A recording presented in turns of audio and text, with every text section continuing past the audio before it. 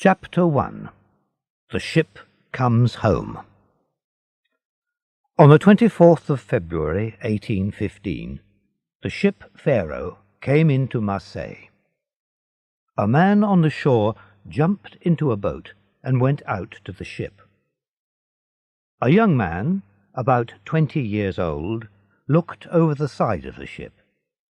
He seemed to be the captain. He was the type of man who meets danger without fear.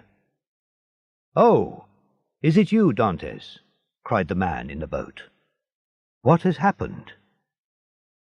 "A very sad thing, Mr. Morel," replied the young man. "When our ship was near Civitavecchia, we lost our brave Captain Leclerc." He turned to his men and gave a quick order. Then he turned again to Morel. The Pharaoh was Morel's ship, and Edmond Dantes was first officer. "We will all die one day, Edmond," said Morel. "The goods?" "They are safe, Mr. Morel. Now, come on board. Here is Danglars. He does all the buying and selling. I must look after my ship." Morel climbed quickly onto the ship and met Danglars. Danglars was about 25 years old. Nobody on the Pharaoh liked him. "Well, Mr. Morel," said Danglars, "you heard about the sad death of Captain Leclerc." "Yes. He was a brave and good man." "And a good seaman. He was old and wise. A good ship's captain for Morel and Son," replied Danglars. "A young man can be a good captain too," Morel said. "Look at our friend Edmond. He works well." "Yes," Danglars. He looked at Dantes. He did not like him. "Yes, he is young, and he is very sure of himself. When the captain died, we had to take orders from him, and as a result we lost a day and a half at the island of Elba. We needed to come straight to Marseille." "He has to take the captain's place," said Morel. "He is the first officer. But it was wrong to stop at Elba." "Was the ship unsafe? Did you need to work on it?" "There was nothing wrong with the ship. We stopped at Elba and went on shore. It was a holiday, not work." "Dantes," the ship owner called. "Come here, please." "In a minute, Mr. Morel," answered Dantes. He gave an order to his men. When the ship was safely tied up, Dantes came towards Morel. "The ship is now ready," he said. "Can I help you, sir?" Danglars took a few steps back. "Why did you stop at the island of Elba?" asked Morel. "I don't know, Mr. Morel. It was Captain Leclerc's last order. He gave me a letter for Marshal Bertrand." Morel took Dantes' arm and pulled him close. "And how is Napoleon?" he said quietly. "He seemed very well." "You spoke to him?" "No." "He spoke to me," said Dantes. "He asked, 'When did you leave Marseille? What goods are on board?' He was very interested. Perhaps he wanted to buy the ship." "I am only the first officer," I said. "The ship belongs to Morel and Son." "Ah," he said, "I know them. The Morels have owned ships for many years. But there was a Morel who was a soldier. He fought with me at Valence." "True," cried Morel happily. "That was Policar Morel, my uncle. He was a great soldier, a captain. Dantes, my uncle will be very happy about Napoleon. It will bring fire into the old soldier's eyes. You were right to stop at Elba, Dantes." But don't tell people about the letter for Marshal Bertrand, and about Napoleon. You will get into trouble." "Why?" asked Dantes. "I don't know what was in the letter. Napoleon only asked me simple questions. Anyone can answer questions like those." "My dear Dantes," said the owner, "are you now free?"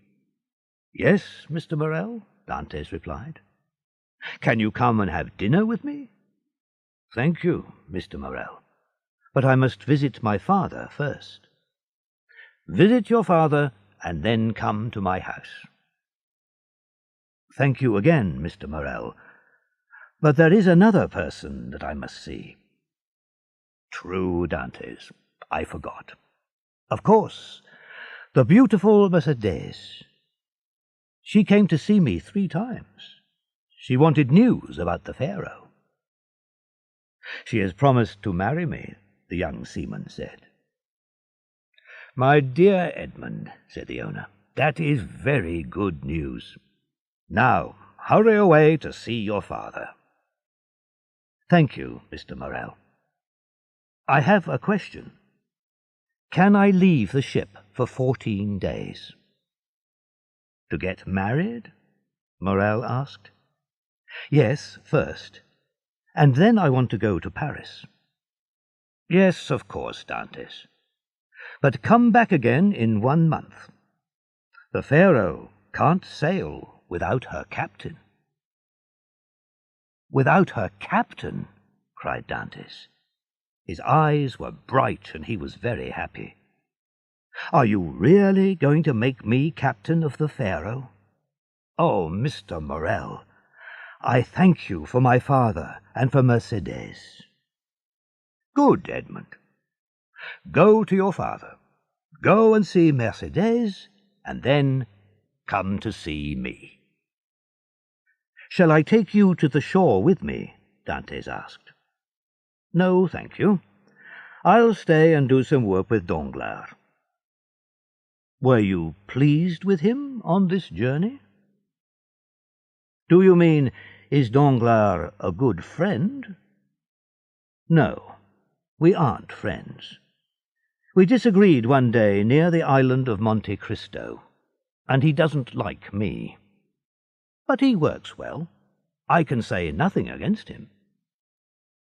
The ship owner watched Dantes until he reached the shore.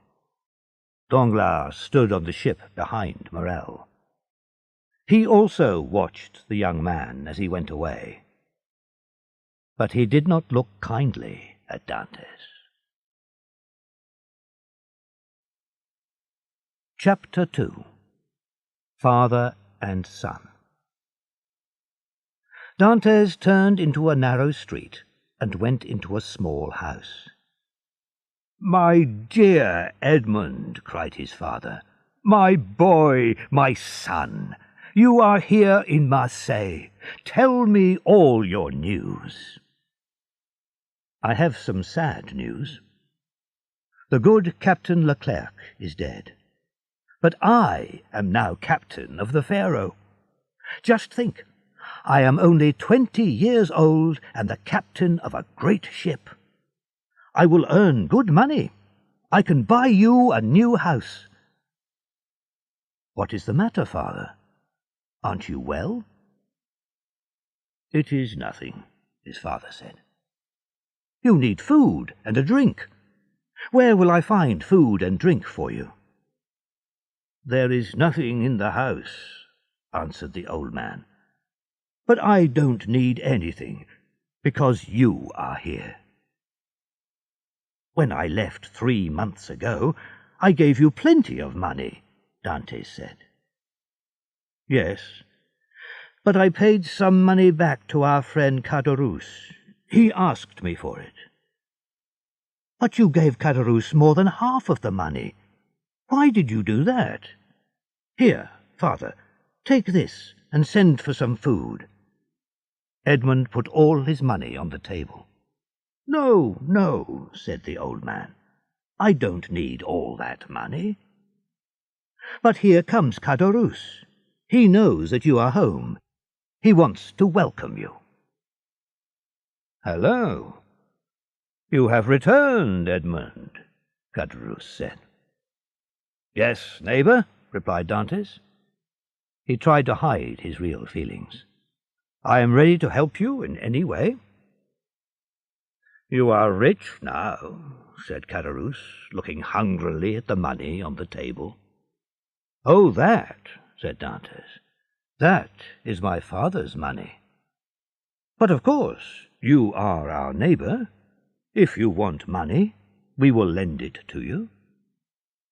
"Thank you, but I don't need anything. I met my friend Danglars, so I heard that you were here. I wanted to see you." "Good Caderousse," said the old man. "He is a great friend to us." There was an ugly look on Caderousse's face. "Well, Morrel is pleased with you," he said. "Are you hoping to be the next captain of the Pharaoh?" "Yes, I believe that I will be the next captain. But, dear father, I must leave you. Now I must visit another person in the town." "Go, my dear boy, and God protect your wife." "His wife?" said Caderousse. "She isn't his wife yet. Mercédès is a fine girl, and fine girls have plenty of young men. But you will be captain of the Pharaoh, so—" "My opinion of women, and of Mercédès, is better than yours," Dantès said. "I know that she will always love me." Edmund left the house, and Caderousse joined Danglars. The seaman was waiting for him at the corner. "He isn't captain yet," said Danglars quietly. "We can stop him. Let's go. We will stop at La Réserve and drink a glass of wine there." "Right then," Caderousse said. "But you must pay for the drink." Chapter 3. Mercédès. Danglars and Caderousse sat at a table under a tree. In a house about 100 meters away, a young girl was at the window. Her hair was as black as night, and her eyes were as dark and wonderful as the shadow of a forest. "Mercédès!" a voice shouted happily outside the house. "Mercédès!" "Ah!" cried the girl, and she ran to the door and opened it. "Here, Edmund, here I am." Edmund took Mercédès in his arms. The golden sunshine of Marseille shone on them. They were together, the only two people in the world. Edmund and Mercédès walked past La Réserve. Caderousse and Danglars were still there. "Hey, Edmund!" cried Caderousse.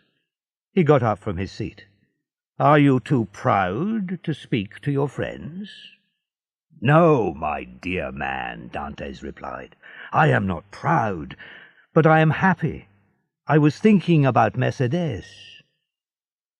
"When is the wedding?" asked Danglars. "Soon. Tomorrow or the next day, here at La Réserve. We hope that you and Caderousse will be there." "Tomorrow or the next day. You are in a hurry, Captain," said Danglars. "I am not a captain yet, Danglars," said Dantès. "But yes, we are in a hurry, because I must go to Paris."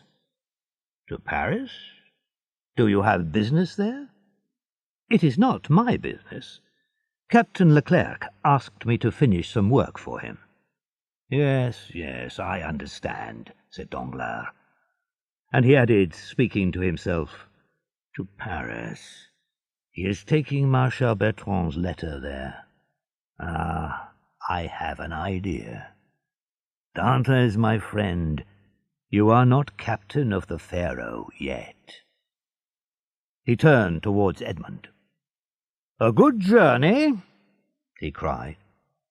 "Thank you, my friend," said Edmund. And the two lovers continued on their happy path. "Boy," shouted Danglars, "bring me a pen and paper." "It is a strange thought," said Caderousse. "You can kill a man with a knife, but you can also kill him with that pen." "I will tell you what I am going to do," said Danglars. "Dantès has just returned from a journey. He stopped at the island of Elba. We are going to send a letter to an officer of the government. We will write that Dantès is working for Napoleon. He wants to bring Napoleon back as ruler of France." Danglars wrote, using his left hand. "A friend of the king has information for the king's officers. Edmond Dantès of the ship Pharaoh brought a letter from Elba to the followers of Napoleon in Paris. You will find the letter in his coat, or at his father's house, or in his room on the ship." He put the letter in an envelope and wrote a name on it, Villefort. "So, I have done it," Danglars said. "Yes, you have done it," said Caderousse. "But it is a dirty piece of work." He put out his hand to take the letter. The cooks at La Réserve prepared a wonderful meal for the wedding. Many of the men from the Pharaoh were there, and other friends of Dantès. "Shall we start?" asked the sweet, silvery voice of Mercédès. "We must go to the church." Everyone in the party stood up and began to form a line. Suddenly there was a loud noise. A man knocked on the door and shouted, "Open this door, in the name of the law!" An officer came in.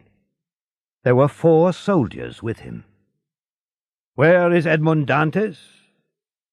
"That is my name," said Edmond. "Why?" "I can't tell you. Someone will tell you the reason later." "Don't be afraid, my good friend," said Dantès. "They are making a mistake. That is all, I'm sure." Dantès went into the courtyard with the soldiers. "God go with you, my dearest," cried Mercédès. "And with you, sweet Mercédès. We shall soon meet again." Chapter 4. The Judge. Villefort, the judge, took a paper from one of the men. He said, "Bring in the prisoner." Dantès came into the room. "Who and what are you?" Villefort asked. "My name is Edmond Dantès," the young man replied. "I am an officer of the Pharaoh, one of Morel's ships." "Your age?" 20. "Where were you when the soldiers came?" "I was at my wedding." Dante's voice was full of tears. Earlier in the day he was so happy, and now... "It is sad that this man missed his wedding," thought Villefort. But he continued, "Do you work for Napoleon?" "I wanted to join one of his ships, but he lost power." "People think that you are a dangerous man. They say you want to bring Napoleon back to power." "Me? Dangerous? I am only 20. I don't know about things like power.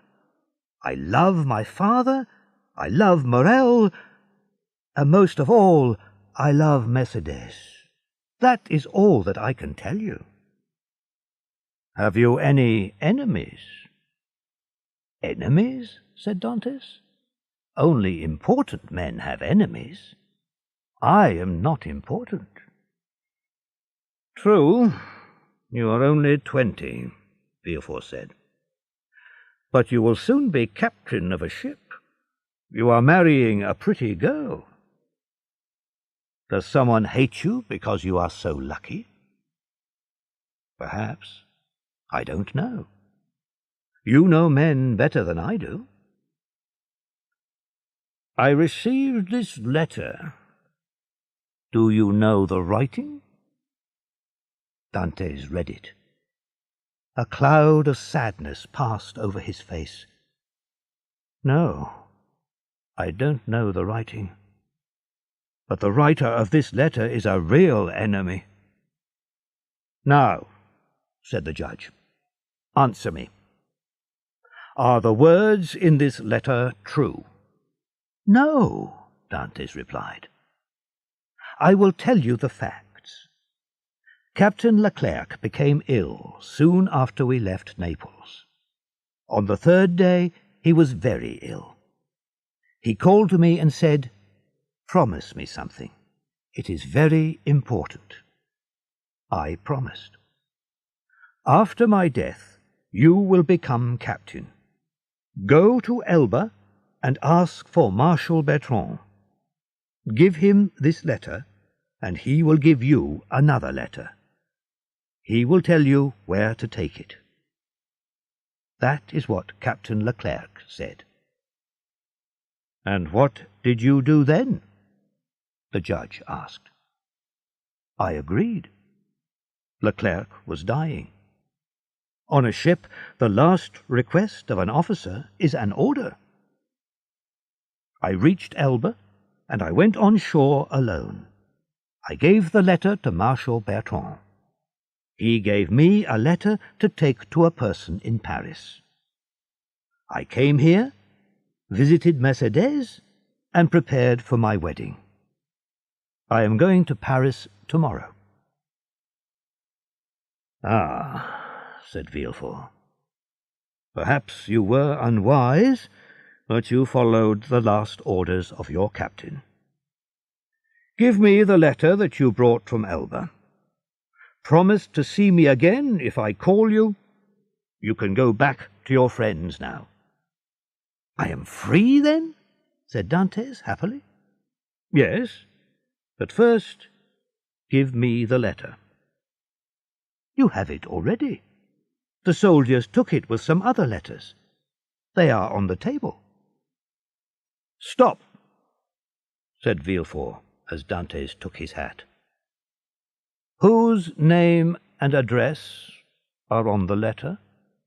Noirtier, Heron Road, Paris. Villefort's face went white, and he looked afraid. Noirtier, he said in a weak voice. Noirtier? Yes. Do you know him? No, replied Villefort. I am a true follower of the king. I don't know men who want to destroy him. Noirtier wants to destroy the king? Dantes began to feel afraid. I told you. I didn't read the letter. I don't know what it says. Yes, but you saw the name on the envelope. Of course I read the name. I had to give it to Noirtier. Did you show this letter to anyone? Asked Villefort. No, I didn't show it to anyone, I promise you. Dantes looked at Villefort's face and was afraid.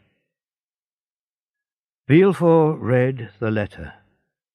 Then he covered his face with his hands. Oh, the judge thought, does he know what is in this letter? Does he know my real name? Does he know that Noirtier is my father? If he knows this, then I am in danger.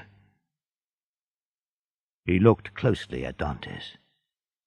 Then he said, You cannot leave now. You must stay here for some time. I will try to make your stay as short as possible. The only thing against you is this letter." He took the letter from the table and went to the fire. "Look, I am burning it." "Oh," cried Dantes, "you are very kind." "Listen," said Villefort. "You know that I will help you. You will stay here until this evening. Don't answer any questions. Don't say a word about this letter. And don't say the name of Noirtier." "I promise." Villefort called out, and a soldier came into the room. "Follow this soldier," Villefort told Dantes. The door closed, and Villefort fell into a chair. "Oh, my father, if people hear about this letter, it will be the end for me. I must make sure that nobody knows about it." Chapter 5. The Prison. The soldier took Dantes to a small room. Then, at about 10 o'clock, an officer and 4 soldiers took him through the streets to the shore. They put Dantes in a boat. Then they watched him as the boat moved away. "What is happening?" Edmund thought wildly. "The judge was kind to me. He told me not to be afraid. He only told me not to say the name Noirtier. And he destroyed the letter in front of me." Dantes looked into the darkness. They were going out to sea. They were sailing away from everything that he loved. He turned to the nearest soldier. "Friend," he said, "please tell me where we are going. I am Edmond Dantes, a seaman, and a man who loves God and the king. Tell me where we are going." "You were born in Marseille, and you are a seaman, but you don't know where you are going? Look!" Dantes stood up and looked in front of the boat. 100 meters away he saw the black and frightening shape of the rock where the Chateau d'If stands. The prison was about 300 years old. People tell many strange stories about this place, Dantes thought. Prisoners go there and never return. Is this the end of all hope? "I am not going to be a prisoner there," cried Dantes. "Only important prisoners, enemies of the king, go there. Mr. Villefort promised me—" "Mr. Villefort told us to take you to the Chateau d'If." The boat reached the shore. A soldier jumped out, took Dantes' arms, and pushed him up some steps. He passed through a door, and the door closed behind him. He was in a courtyard with high walls on all sides. He heard the feet of soldiers walking around outside. "Where is the prisoner?" a voice said. "Follow me." Dantes followed. The man took him to a room which was almost under the ground. "This is your room for tonight," the man said. "It is late and the governor is asleep. Tomorrow, perhaps, he will send you to another place. There's bread and water and some dry grass to sleep on. Good night." The man left quickly and took away his lamp. Dantes was alone in the darkness and the silence. At the first light of day, the guard returned. Dantes was standing in the same place, just inside the door. The man touched Dantes on the arm and asked, "Haven't you slept?" "I don't know," Dantes answered. The guard looked at him. "Are you hungry?" "I don't know." "Do you want anything?" "I want to see the governor." The guard gave a short laugh and left the room. The door closed. Dantes threw himself on the floor. "What is happening?" he cried. "Why am I in this place?" The day passed. Dantes did not eat. He walked round and round the small room. The next morning the guard came back again. "Prisoner," he said, "are you feeling better today?" Dantes did not answer. "Be brave, man." "Can I get you anything?" the guard asked. "I want to see the governor." "That is not possible," the guard said. "What can I do then?" Dantes asked. "You can have better food, if you pay for it, and books, and you can walk around in the courtyard." "I don't want books. This food is all right. And I don't want to walk around. I want to see the governor." "You can't. Don't ask to see him. I will always say no. You will go crazy." "You think so?" "I know it. There is a man in this prison. He was in this room before you. If you help me, I will give you a lot of treasure," he told the governor. "He was put in a room underground 2 years ago." "Listen, I am not crazy," Dantes said, "and I must see the governor." "Oh ho!" cried the guard, stepping back. "You are going crazy. We will have trouble with you. But there are plenty of places underground." He went out. A few minutes later he returned with 4 soldiers. "The governor has sent orders," he said.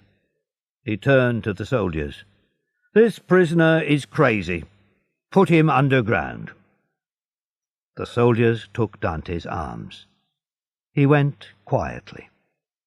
They walked down 15 steps.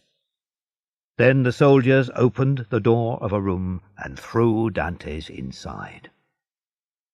The door closed, and Dantes walked around. He held his hands out until he touched the wall. Then he sat down in a corner. It was very dark, and he could see nothing. "The guard is right," he thought. "This place will make me completely crazy."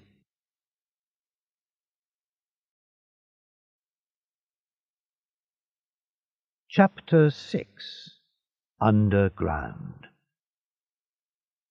Time passed. The chief officer of prisons visited the prisoners' rooms. "Is the food good?" he asked the prisoners. "Do you want anything?" "The food is very bad, and we want to be free," they all replied. The officer laughed and turned to the governor. "Why do we come here? We always hear the same thing. The food is bad, I have done nothing wrong, I want to be free." "Are there any other prisoners?" "Yes, there are the crazy prisoners. We keep them underground. They are a danger to other people." "Let's visit them. I must see them all." 2 soldiers took the officer down the steps. The air smelled bad. The darkness was full of the smell of death. "Oh," cried the officer, "who can live here? Very bad men. We must watch them very carefully." This was the officer's first visit. "Prisoner number 34. Let's visit this one first," he said. Dantes was sitting in the corner of his room. He looked up and saw the stranger with 2 soldiers. This is an important officer, he thought. He jumped up to meet him, but the soldiers pushed him back. The officer thinks that I am crazy, Dantes thought. He looked at the officer. He tried to make his voice quiet and calm. "I only want to know what is going to happen to me. Why am I here? Give me your permission to see a judge." "Perhaps," said the chief officer. Then, turning to the governor, he said, "Show me your books. What is this man's crime?" "I know that you can't free me," said Dantes, "but tell me, please, that there is hope." "I can't tell you that. I can only promise to ask about the matter. Who gave orders for you to come to the prison?" "Mr. Villefort." "Does he have a reason to be your enemy?" "No. He was very kind to me," Dantes said. "Then I can believe what he writes about you in the prison's book?" "Yes." The officer left the room and closed the door. But he left something in the room. Hope. The officer kept his promise to Dantes. He looked in the prison book and found Edmond Dantes, a dangerous man. He helped Napoleon return from Elba. Watch him carefully. "I can't help this prisoner," the chief officer thought. He wrote in the book, "Do nothing." Chapter 7. Number 27. Days and weeks passed. Dantes began to think that the officer's visit was only a dream. Suddenly, one evening at about 9 o'clock, Edmund heard a sound in the wall next to his bed. He listened. Perhaps this is only a dream too, he thought. But he heard the sound again. He heard something fall, and then silence. Some hours later, he heard the noise again, nearer and more clearly. Edmund listened. "I know what that sound is," he thought. "A prisoner is trying to escape." Edmund wanted to help. He moved his bed. Then he looked round the room for a sharp tool. The only things in the room were a bed, a chair, a table, and a water pot. "I will break the water pot and use one of the sharp pieces," he thought. He threw the pot on the floor, and it broke into pieces. He hid 2 or 3 pointed bits in his bed. The next morning the guard came into the room. "The water pot fell from my hands when I was drinking," Dantes said. The man was angry with him for his carelessness, but he brought another pot. He did not take away the broken pieces of the old one. Dantes started to work. The stone wall was old and soft, and it broke into small pieces easily.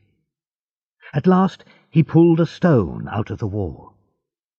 It left a hole 1/2 meter wide. He carefully carried all the small pieces of stone into the corners of the room and covered them with earth. He put back the big stone and placed his bed in front of the hole. Later the guard came with his evening meal. When the man left the room, Dantes started to work again. He worked all night, making a deep hole in the wall. Then he stopped. "What is this?" he cried. I can't cut through it or move it." It was a great piece of wood. Dantes could not make the hole deeper. "Oh, my God, he cried. "I want to die. I have lost all hope." "Who is the man who can talk at the same time about God and about hopelessness?" said a voice under the earth. Edmund got up on his knees. "Ah," he said, "a voice, the voice of a man. In the name of God, speak again." "Who are you?" said the voice. "An unhappy prisoner." "Why are you in prison?" "I did nothing wrong," Dantes replied. "They say that I tried to help Napoleon. He wanted to return to France." "To return to France? Where is he now, then?" "They sent him to the island of Elba in 1814. Don't you know that? When did you come here?" "In 1811. 4 years before me." "Don't do any more work," said the voice. "Just tell me, how high up are you?" "At the same height as the floor of my room," Dante said. "What is behind the door of your room?" "A narrow room, and then the courtyard." "Oh, that is bad," the voice said. "My plan is wrong. I wanted to break through to the outside wall of the prison. And then? And then throw myself into the sea and swim to one of the islands near here. Cover the opening of the hole in the wall. Do it carefully. Stop working on the hole. Wait until you hear from me again." "Tell me who you are," cried Edmund. I am number 27. "Why don't you tell me your name?" Edmund heard a quiet laugh. "Oh," he cried, "please, please don't leave me alone. I promise that I won't say a word to the guards." "I will talk to you again," said the voice.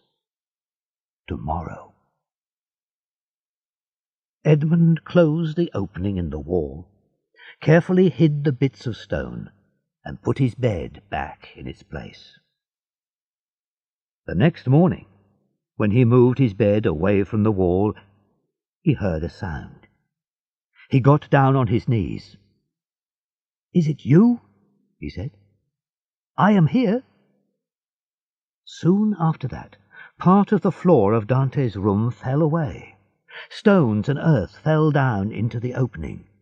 Then, at the bottom of the hole, Dante saw the arms and head of a man.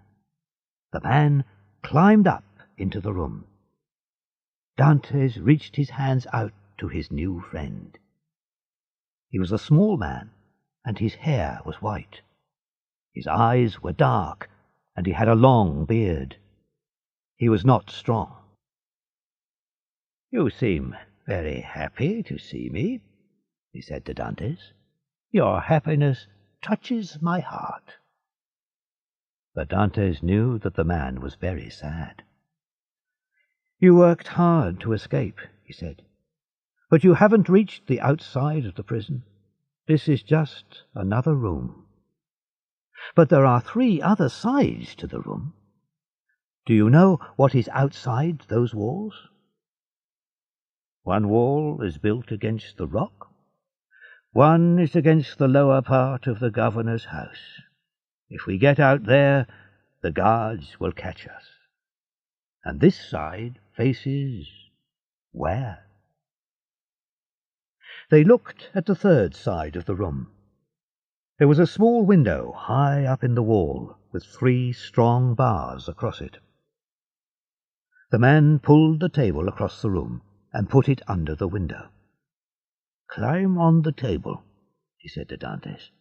"Put your back against the wall and join your hands in front of your body." Then prisoner number 27 jumped up onto the table, and from there onto Dante's hands, and from there onto Dante's shoulders. He put his head through the top bars of the window, then pulled his head back quickly. Finally he said, "I thought so." He got down quickly and easily. "He moves as quickly as a young man," Dantes thought. "This side of your room," said number 27, "faces an open pathway. A soldier guards it day and night. It is not possible to escape through any of these walls." Dantes looked at the man. "You really want to escape," he thought, "and now you know that you can't. So why are you so calm?" Then he said, "Tell me, please, who are you?" "My name is Faria," the other man replied. "I came to the Chateau d'If in the year 1811. Before that, I was in the prison of Fenestrelle for 3 years. "But why are you here?" "As you know, there are a number of small countries in Italy. Each country has a ruler. I wanted to make Italy one great country under one great king. My chosen king tried to destroy me, and now Italy will never be one country. Napoleon tried to make it one country, but he did not complete his work. Poor Italy." The old man's voice was very sad. "Can I see your secret path behind the wall?" Dantes asked. "Follow me," said Faria, and he went into the deep hole in the wall. Dantes followed.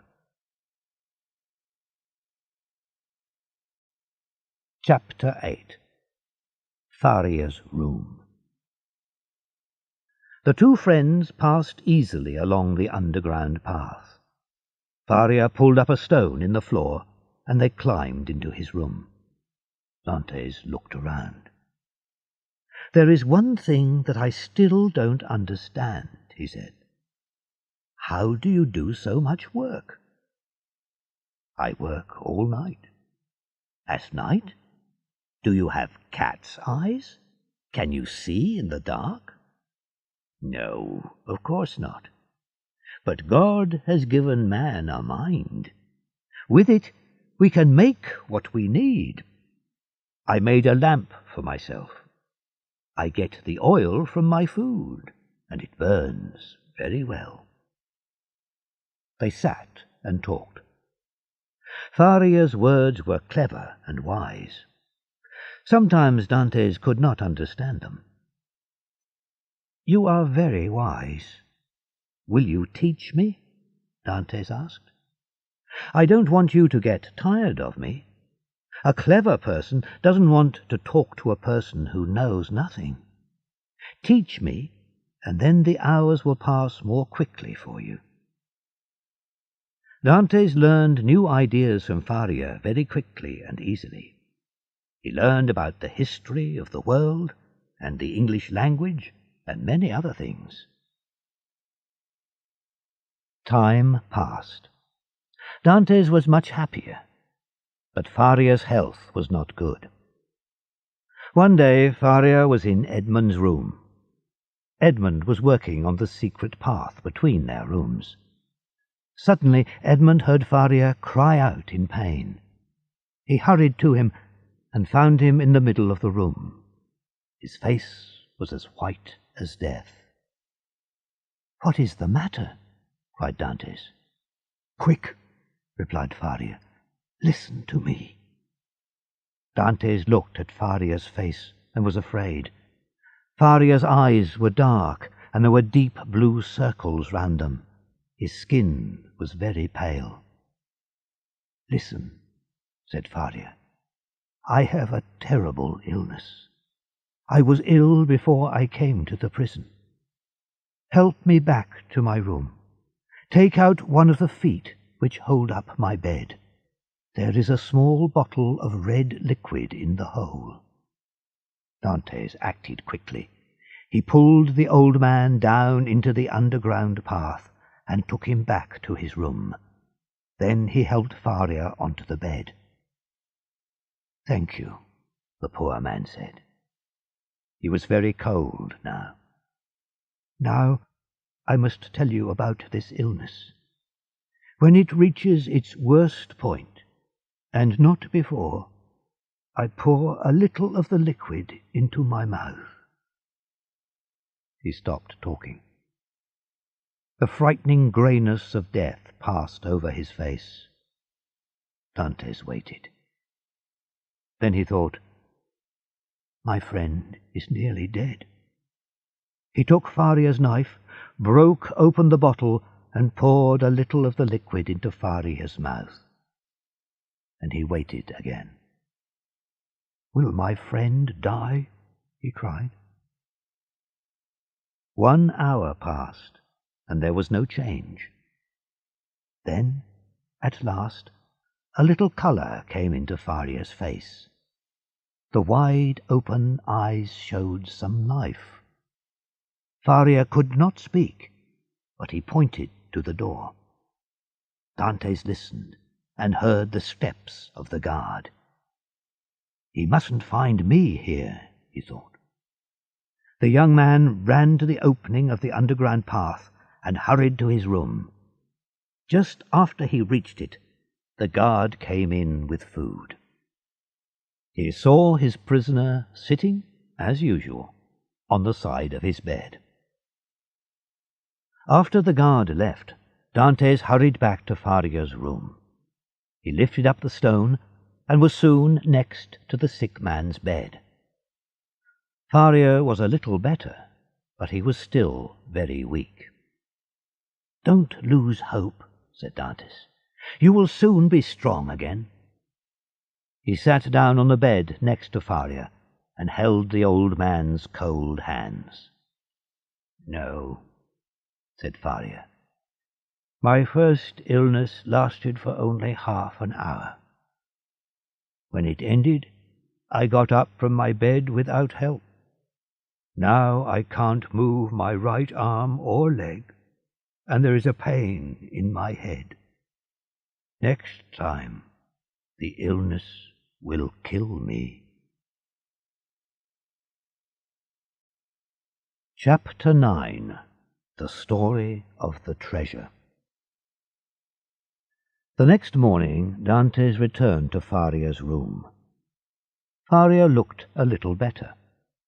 He showed Dantes a small piece of paper. Half of it was burnt away.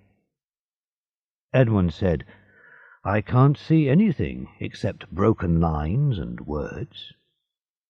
"I know what the words mean," said Faria. "But first I will tell you the story of this paper.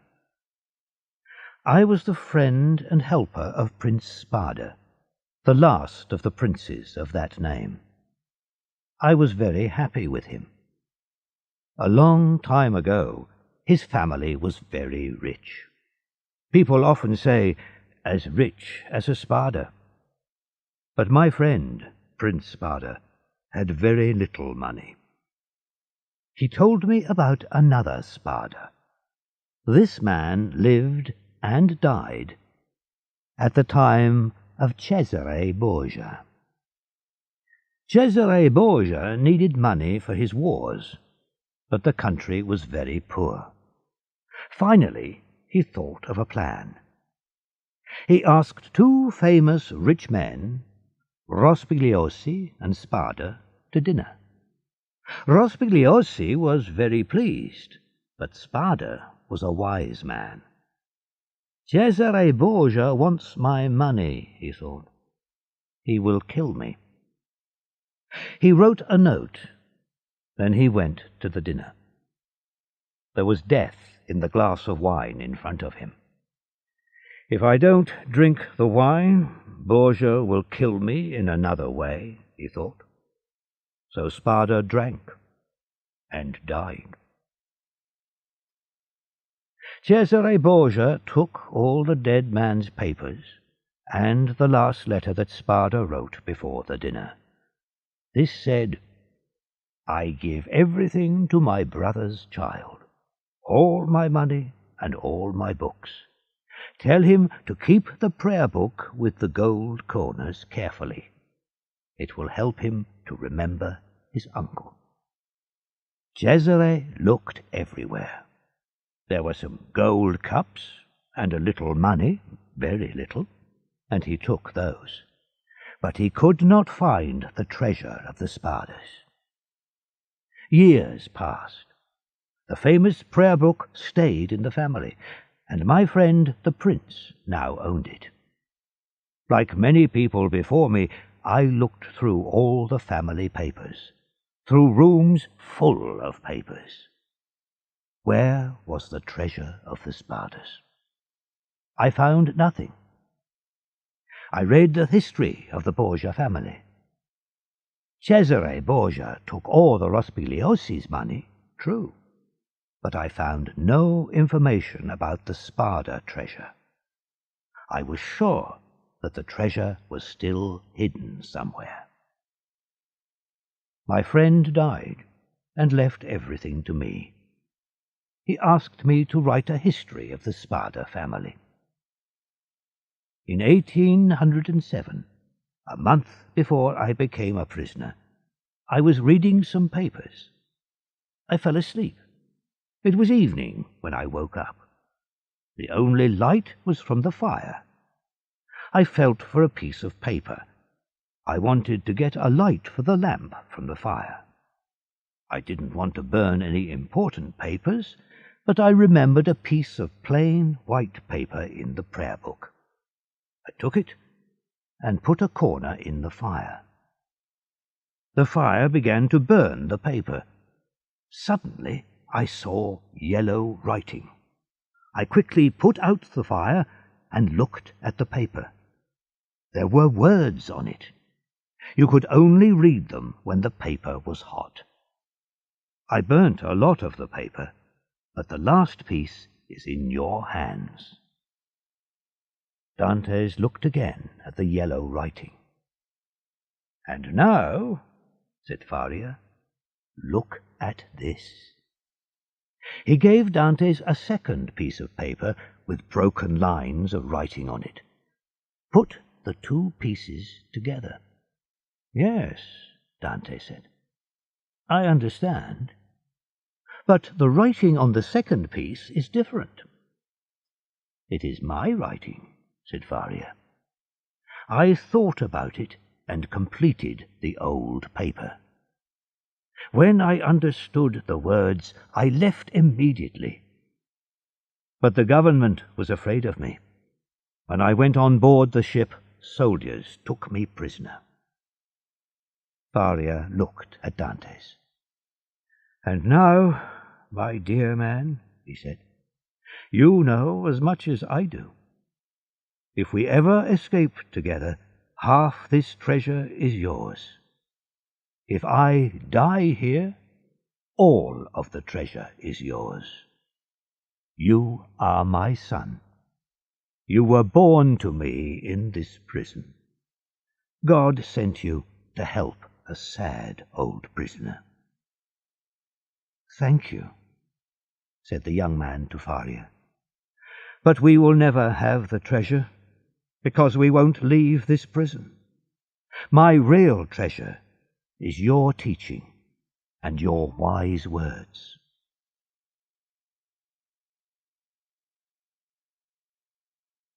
Chapter 10. The Death of Faria. The days passed. Faria talked about his treasure, and he thought about ways of escape for his young friend. "I am afraid that I will lose the letter," he said to Dantes. "Learn it, every word." Then he burnt the paper. Faria could not use his arm and leg, but his words and thoughts were clear. He continued to teach Dante's history and English and ethics. He also taught him to make things, a useful skill for a prisoner. They were always busy. Dantes worked hard. He wanted to forget the past. One night, Edmund woke up suddenly. He heard a weak voice call his name through the darkness. He moved his bed, took out the stone, and hurried along the underground path. The other end of it was open. It was dark, but he saw the old, white-faced man holding on to the end of his bed in great pain. "Ah, my dear friend," said Faria. "You understand, don't you? You know that the time has come." "Don't say that," cried Dantes. "I have saved you once. I will save you again." He quickly lifted up the foot of the bed and took out the little bottle. There was still some red liquid in it. "Look," he cried, "there is still some in here. Tell me what to do." "There is no hope," Faria replied. "But you can try to save my life. Do the same thing, but don't wait too long. If I don't get better, pour the rest into my mouth. Now put me on my bed." Edmund took the old man in his arms and put him on the bed. "Dear friend," said Faria, "you are good to me. You bring me great happiness. If you escape, go to Monte Cristo. Take the treasure and enjoy it. God go with you." Dantes waited, holding the bottle of liquid in his hand. When it seemed to be the right time, he poured a little of the liquid into Faria's mouth. Then he waited. He waited for 10 minutes, half an hour. Then he put the bottle to Faria's mouth and poured in the rest of the liquid. Faria moved. His eyes opened. He gave a little cry.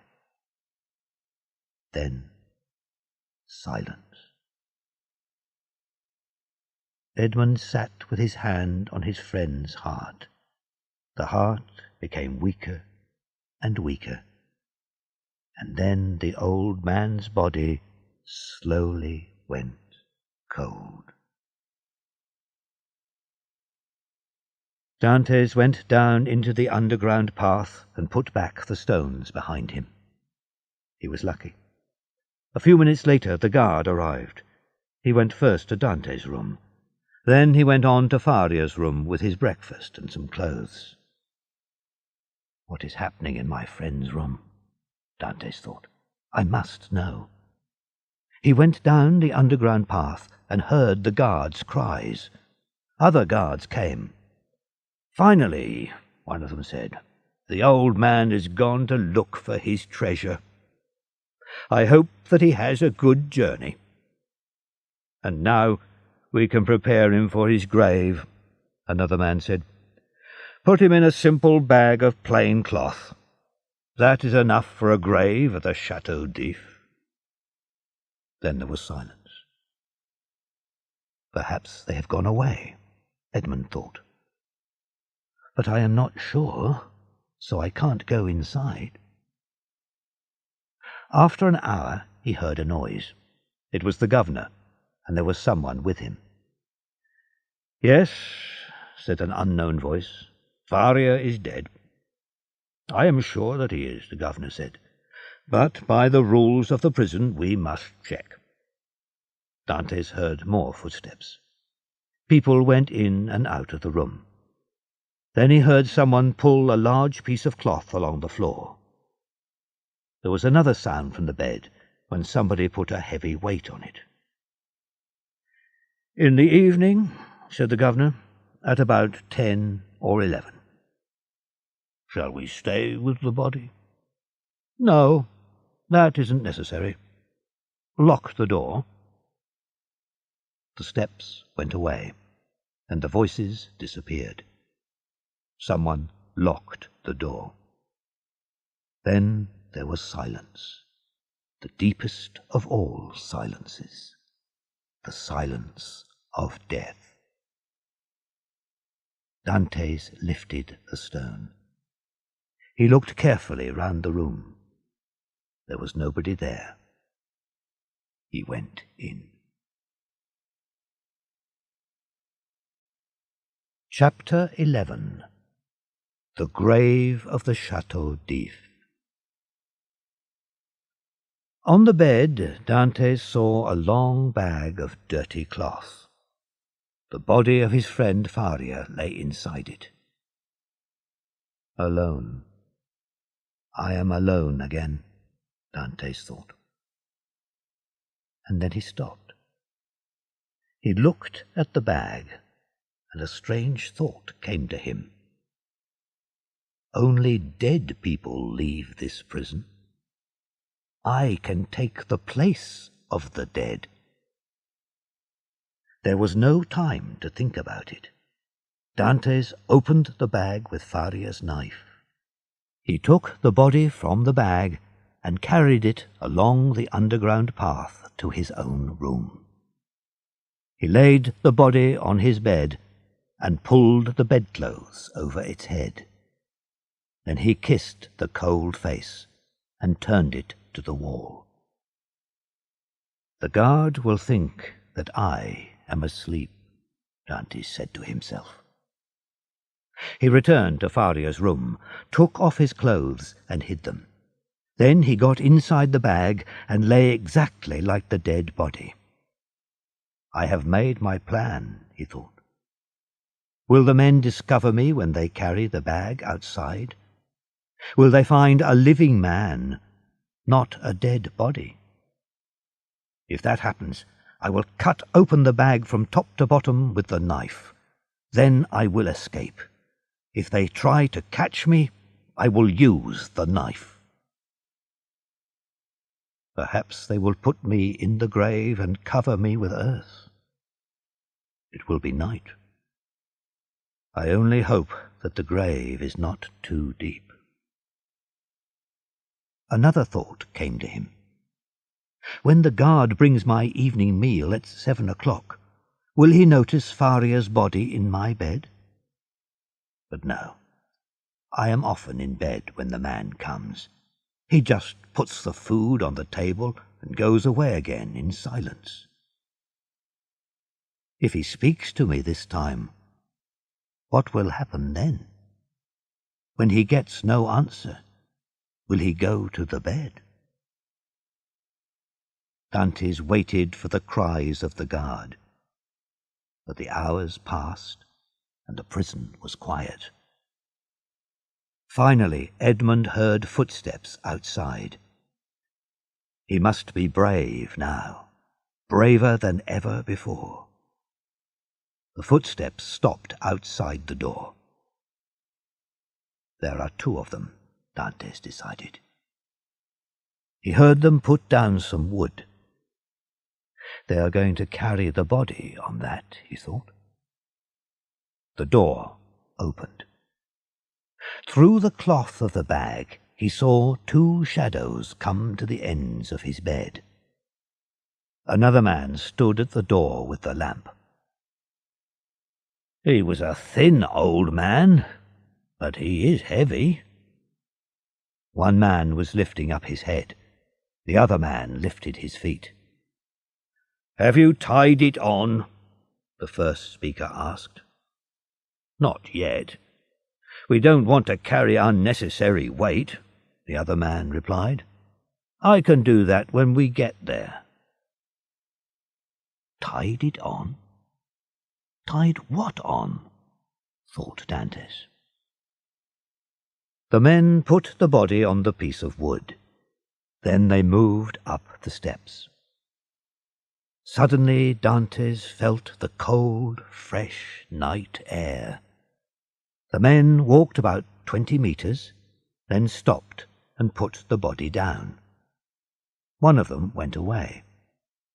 Dantes heard the sound of his shoes on the stone. "Where am I?" he asked himself. "Here it is. I have found it." Edmund heard the man put a heavy weight onto the ground next to him. Then he tied the weight round Dante's feet. "Is that tied carefully?" asked the other man. "Yes, it won't come off," was the answer. The men lifted Dantes up again, and they began to walk. Now Dantes heard the sound of waves against the rocks. "We are finally here," said one of the men. "Don't stop yet," said the other man. "You know very well that the last one fell on the rocks. Don't you remember that the governor was angry with us?" They went 5 or 6 more steps. Then they lifted Dantes by his head and by his feet.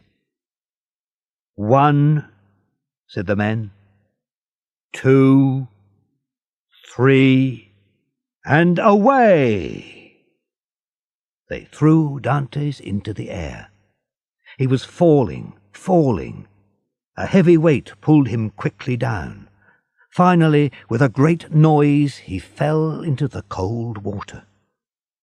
When he hit the water, he gave a cry. Then the water closed over him. "They have thrown me into the sea," Dantes cried to himself. "They tied a big stone to my feet. It is pulling me down to the bottom of the sea. This is the grave of the Château d'If. The sea." Chapter 12. The Young Amelia. Dantes was wise. He kept his mouth shut after that first cry of surprise. In his right hand he still held the knife. He quickly cut open the bag, got one arm out, and then his body. The stone pulled him down, and he felt very weak, but he reached down and cut the stone free. Then he swam quickly to the top of the water, and the stone fell to the bottom of the sea. Dantes felt the night air on his face. He began to swim under the water, because he did not want the guards to see him. When he came up again, he was nearly 100 meters from the prison. Above him he saw a black and stormy sky. In front of him lay the great black sea. Behind him, blacker than the sea, blacker than the clouds, stood the Château d'If. It was a large and terrible place. The rocks around it seemed to reach out to take him back. And on the highest rock there were 2 men holding a lamp. "They are looking at the sea," Dantes thought. "Perhaps they heard me shout." He went down again under the water and stayed there for a long time. When he came up again, he could not see the light. He began to swim out to sea. He swam for hours. He was trying to reach an island. In 2 or 3 hours, he thought, the guard will go into my room. He will find the body of my poor friend. He will look for me and not find me, and then he will call for help. The soldiers will discover the underground path. They will question the men who threw me into the sea. They will send boats of soldiers to find the escaped prisoner. Everyone will search for a hungry man without clothes. Soldiers will look for me in Marseille, and the governor and his men will search for me on the sea. I am cold. I am hungry. I have lost my knife. Oh, my God, help me. Oh, help me. After Dantes said this prayer, he looked towards the Château d'If. he saw a small ship coming out from Marseille. It was moving quickly out to sea. It came near him. He shouted and waved his hand.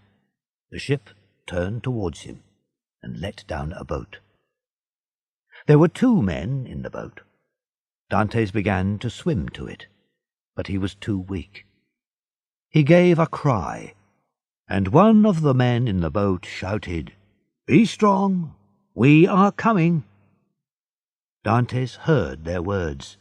A wave passed over him. He came up to the top of the water, and then he went down again.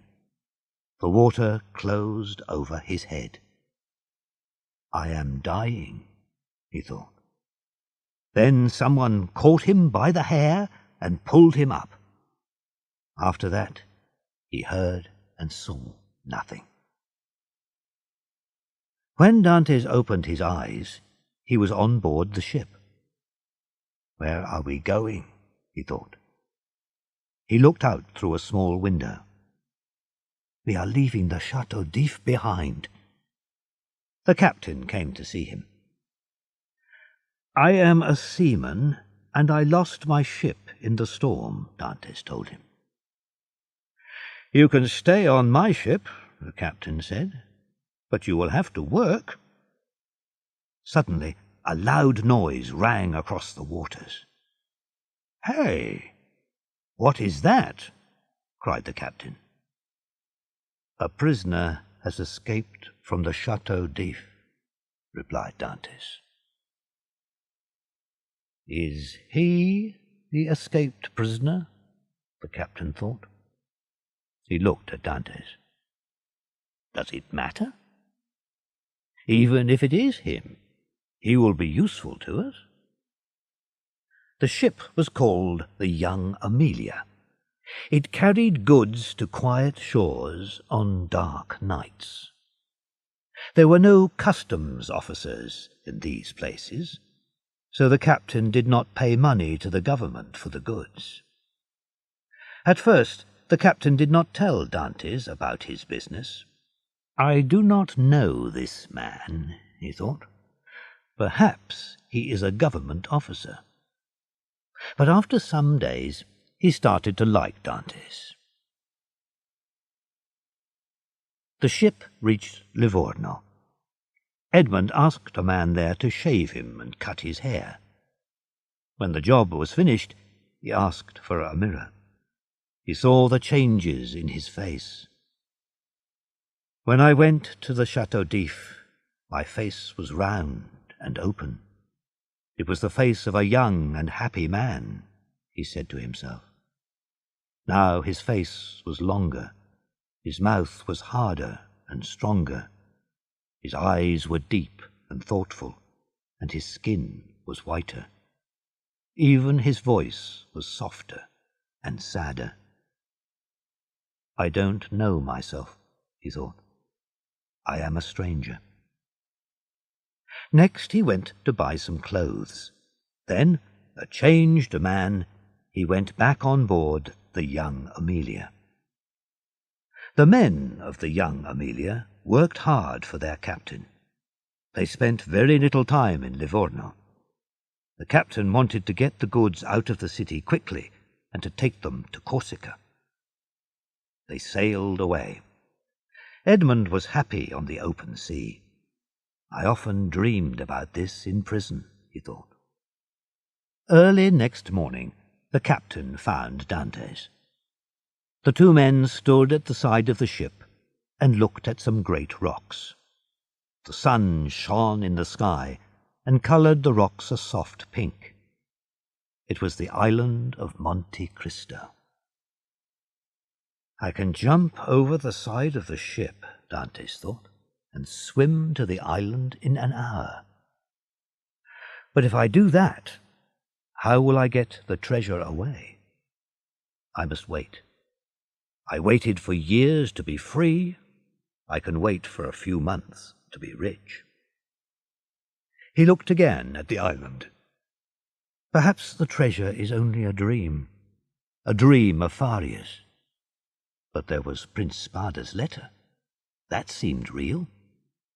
Dantes repeated the letter to himself from the beginning to the end. He remembered every word. Night came, and Edmund watched the island. It was beautiful with the colours of the evening. Then, slowly, it hid itself in the darkness. How can I reach Monte Cristo and bring the treasure back safely? The treasure is mine, but I have no money for a small boat to get it. He thought about this problem all the time.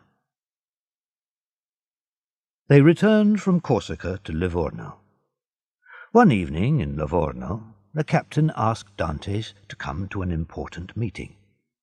Edmund went with the captain to see other ships' captains. They talked about a ship from Turkey which was carrying expensive cloth. They wanted to find a quiet place and meet this ship, buy the cloth, and then take it to the coast of France. "We need a quiet place where there are no customs officers," one man said. "A place where nobody will see us." "The best place is the island of Monte Cristo," said the captain of the young Amelia. "Nobody lives on the island, and no customs officers ever go there." They decided to sail to Monte Cristo the next night. Chapter 13. Monte Cristo. And so, by a lucky accident, Dantes reached the island of Monte Cristo. The young Amelia was first at the meeting place. Dantes was the first person to reach the shore. The men knew the island well. Dantes questioned Jacopo, the man who saved him from the sea. "Where shall we spend the night?" "On the ship, of course." "I must find the place where Spada hid the treasure," Dantes thought. "There is an opening somewhere, but where? Perhaps Spada hid it with stones, or perhaps it is now covered with trees and plants. But I must wait for the morning." Just then a boat arrived and came close to the shore. The business began. As he worked, Dantes worried. "Did I say too much to Jacopo? Will the men learn about the treasure?" No, his secret was still safe. Next morning the men rested. When Dantes quietly walked away, nobody seemed surprised. He climbed high, until the men on the shore looked very small. Then he found a path that was cut by a stream between two walls of rock. He followed it. "The treasure is near here," he thought. As he went along the coast, he looked at everything carefully. "These stones have marks on them. A man made these marks." He came to the 21st stone, and the marks stopped. But there was no opening, just one large rock. "This rock is so big, I don't think anybody can move it. It is too heavy. I must start again." And he turned and went back to his friends. The men on the shore were cooking a meal. They were sitting down to eat when they saw Dantes. He was jumping from rock to rock towards them. All eyes turned to him. But then they saw him fall. They all ran to him, but Jacopo reached him first. Edmund was not moving. "Is he dead?" Jacopo thought. After some time, Dantes opened his eyes. "My knee hurts very badly," he said, "and my head and my legs feel heavy." They wanted to carry him to the shore, but when they touched him, he gave a cry of pain. "Don't move me," he cried. "The pain is too great." He did not want any food, but he told the other men to have their meal. "I only need to rest," he said. "When you return, I will feel better." The sailors went away. They returned an hour later. "He is not getting better," one of the sailors said. "His pain seems to be worse." "I must sail this morning," the captain said to Dantes. "Won't you try to get up?" Dantes tried to stand up, but each time he fell back. With each fall he cried out with pain. "He has broken his leg," the captain said in a low voice. "But he is a very good man, and we can't leave him. We will try to carry him on board the ship." "No," Dantes said. "The pain is too bad. Don't move me. Leave me here." "No," said the captain. "We won't leave until evening. I don't want people to think that we left a good man like you on this empty island." But Dantes told him to go. "No, no," he said to the captain. "I was stupid, and I must suffer for my mistake. Leave me a small amount of food and an axe. I will build myself a hut." The captain turned towards his ship. It was waiting just off the shore, ready for sea. "What shall we do?" he asked. "We can't leave you here, but we can't stay." "Go. Please go," cried Dantes. "We will be away for more than a week," the captain said. "Then we will make a special journey to get you." Dantes spoke again. "If, in 2 or 3 days, you see a fishing boat, ask them to come here for me. I will pay them to take me to Livorno. If you don't meet a fishing boat, please come back for me." "Listen, Captain," said Jacopo, "I will stay with him." "You will say good-bye to your part of the money from this business to stay with me?" "Yes," said Jacopo immediately. A strange look passed over Dante's face. He pressed Jacopo's hand. "You are a good, kind-hearted friend," he said to Jacopo. "God will love you for your kindness. But I don't want anyone to stay with me. I will be all right." The men left the things that Edmund wanted. Then they went back to the ship. 2 or 3 times they turned round and waved to him, and Edmund waved back. "They are rough, dangerous men," Dantes said to himself, "but they are good friends." He pulled himself up carefully to the top of the rock. He watched the ship leave. Like a beautiful white bird, it sailed out over the sea.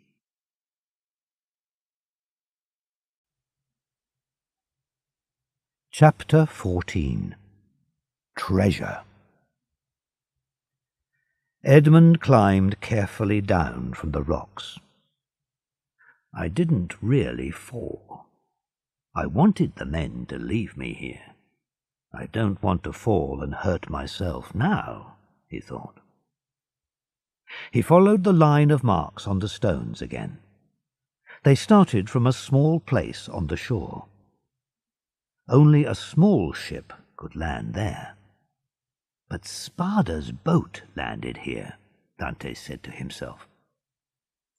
The marks ended at the large, round rock. But, thought Edmund, how did Prince Spada lift this heavy rock into this place? 20 men couldn't move a rock like this. Suddenly, a thought came to him. They didn't lift this rock into its place. It fell here. He jumped from the rock to look at the ground above it. Somebody cut a path here and moved the rock down it.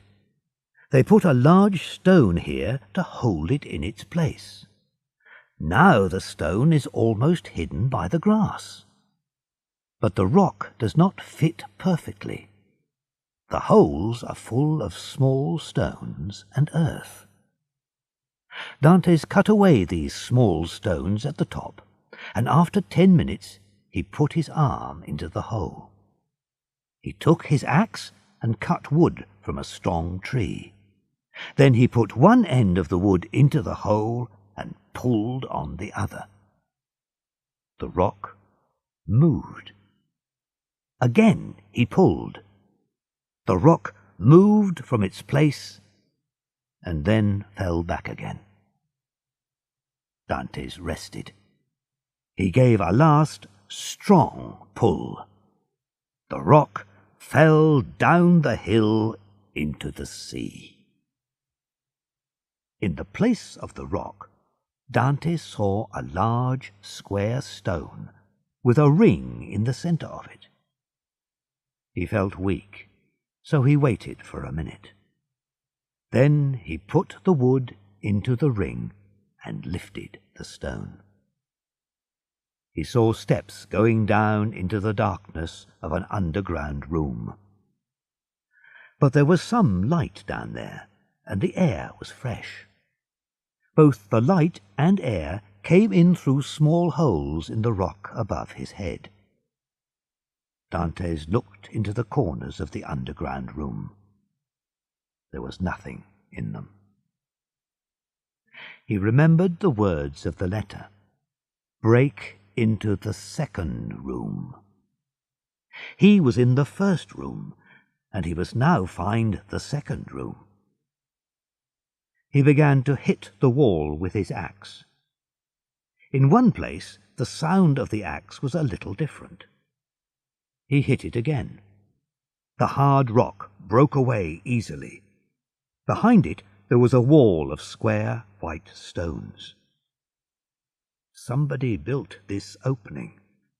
Then they painted it to look like rock, Dantes thought.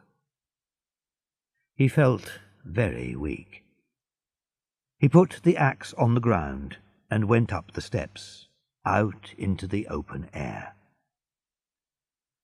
I have not eaten any food for hours. I am not hungry, but I must eat. He ate a little bread and took a drink from his water bottle. Then he returned. He was able to use the axe more easily now. This wall in front of me is only made of stones, one on top of another. He pulled them off, one by one.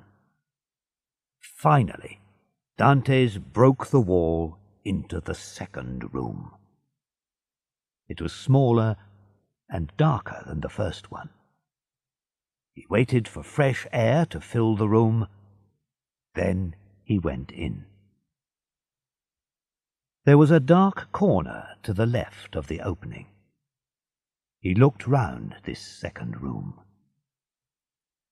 If there is treasure, he thought, it is hidden in that dark corner. Dantes went to the corner and began to move the earth. Suddenly, his axe hit a hard place. He lifted the axe to hit the place again. Again, he heard the same sound.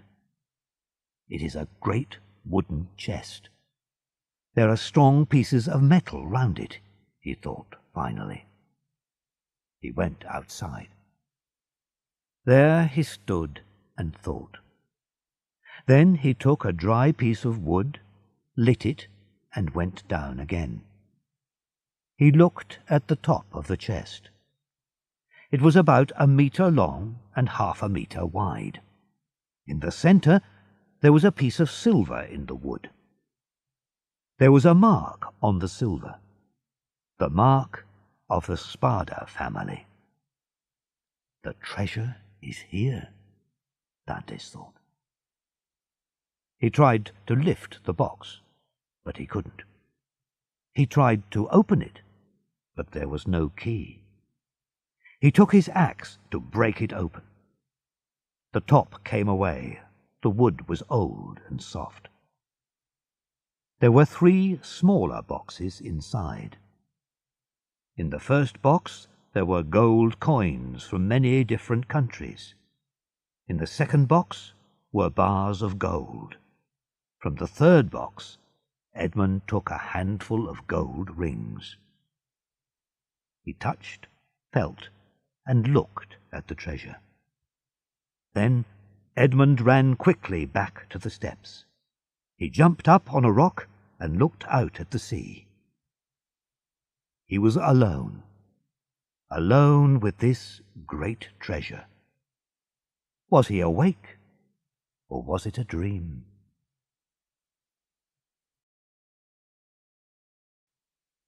Chapter 15. At Marseille. The next morning Dantes climbed to the top of the highest rock. He looked for houses and men on the island, but there were none. It really was an empty place. He returned to the treasure place and went into the second room. He took gold and some coins and hid them safely in his clothing. Then he covered the chest with earth and put sand over the place. Nobody can see anything now, he thought. He put a large stone over the opening and covered it with earth. He placed some quick-growing plants in the earth. He went over the ground all round the place and hid every mark. Nobody will find this place. He waited for his friends to return. That was not easy. He did not want to sit and guard his great treasure. He wanted to return and live with men. These riches will give me great power. Danglars, Caderousse, even Villefort cannot hurt me now. I don't need to worry about them. With all this money, I can bring happiness to the people who are nearest to my heart. After 6 days, the young Amelia returned. Dantes went down to the shore. He walked slowly. "My leg still hurts," he said. "Did your business go well?" "We got the goods safely to land," the captain said. "But when we finished, a government ship from Toulon came after us. We needed you. You are a good sailor, and we needed your help. Luckily, night came, and we escaped. We have brought the young Amelia to Monte Cristo to get you." Dantes went on board, and the ship sailed for Livorno.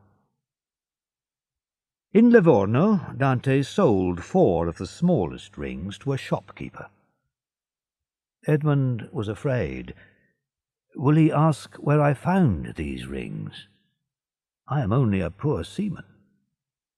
But the shopkeeper said nothing. The next day Dantes went to the captain. "My uncle has died and left me a large amount of money," he said. "I want to leave the ship." "I am sad to lose you," the captain said. "Can't you stay?" "No," Dantes said. "I must leave the young Amelia." He gave fine presents to all the men. He gave a new ship and some money to his best friend Jacopo. After that, he left Livorno and went to Genoa. In Genoa he saw a boat builder. The man had a beautiful little ship on the water. "I built this boat for an Englishman," the boat builder said. It was very small. "I can sail it myself, alone, without help," Dantes thought. "And it is very fast. No other ship on the water will catch it." Dantes offered a lot of money for the boat and asked the builder for the ship's papers. "The Englishman will not return for some time," the boat builder said. "I am sure that I can build another boat for him." so he agreed to sell the boat. He offered to find seamen for the ship, but Dante said, "I don't need anyone, but make me a hidden place on the ship near the top of my bed." The builder promised to do the work the next day. Dante sailed away from Genoa alone and arrived at Monte Cristo on the second day. He took his boat to a different place on the shore. There was nobody on the island, and the treasure was still there. Early the next day, he began to carry his treasure on board. By evening, it was safely hidden in the secret place. One fine morning, a small but beautiful boat sailed into Marseille. Dantes tied it up near some steps. "I left Marseille just here many years ago to go to the Chateau d'If," he thought. The customs officers came on board to look at the ship's papers. A soldier stood near the steps. Even now Dantes was afraid when he saw a soldier. Edmund now had a different name, a rich man's name. He showed the officers the ship's papers. "This boat is owned by the Count of Monte Cristo," the papers said. The customs officers wanted to please the rich ship owner. "The Count can go on shore now, if he wants to," they said. "There is no problem with his papers." Old Nicholas, a seaman from the Pharaoh, was one of the first men that he met on shore. Dantes went straight to Nicholas and asked him a number of questions. He watched the man's face carefully, but Nicholas did not know him. Dantes gave him some money and turned away. Soon he heard a shout. "Stop!" Nicholas called. Dantes turned back. "This coin is gold, not silver," said the good man. "It is too much." "Yes, my good man," said Dantes. "I made a small mistake. Thank you for telling me. Here, take this second gold coin." Nicholas was surprised. He could not speak. Dantes continued on his way. Every tree, every street brought back memories of the past. He walked until he saw his father's house. The door was shut, but from inside he heard the sound of quietly moving feet. Then there was a silence that was broken by a weak cry of pain. Someone said very softly, "Yes, soon, very soon now, but you must be strong." Dantes put out his hand to open the door, but his hand fell back to his side. He could not move. "But I tell you, he is here," said the weak voice again. "Go and call him in. Try to get a little sleep now. Perhaps when you wake, I tell you, he is here. I saw him come up the street. I saw him stand and look up at this window with his dear eyes. He has changed. Tell him to come quickly. Tell him that death is waiting at my side." The voice grew stronger.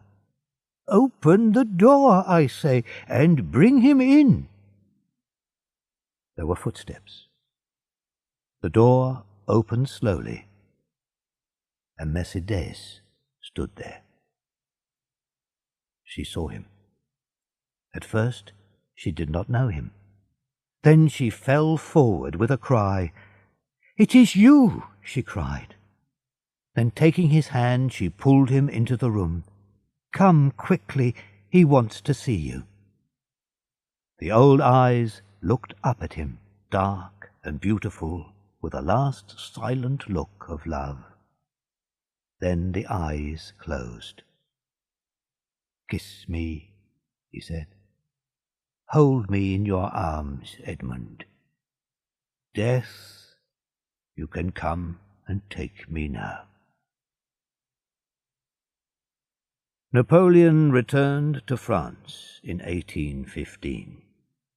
Danglars left the country, and nobody saw him again.